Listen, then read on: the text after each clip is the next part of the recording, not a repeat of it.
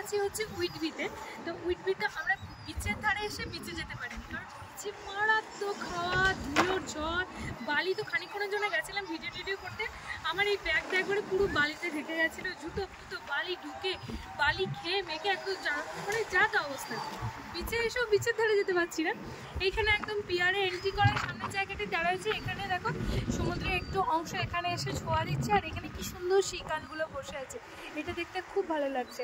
আর দূরে দেখতে পাচ্ছি একটা খুব সুন্দর পাহাড় আছে, ওপরে একটা ক্যাসেল আছে, কিন্তু ওই ক্যাসেলে ওঠার ক্ষমতা আমাদের নেই, কারণ ওটা উঠতে গেলে 190 এরকম একটা স্টেপ উঠতে হবে, ওই জন্য আমি দিয়ার সঙ্গীতা যাইনি, দেবাদেবী গেছে।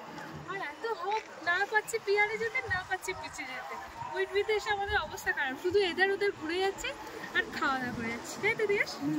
এটা কেমন? আচ্ছা তোমার হলিডে ট্যুর কেমন হচ্ছে বলে দাও। ভালো ভালো।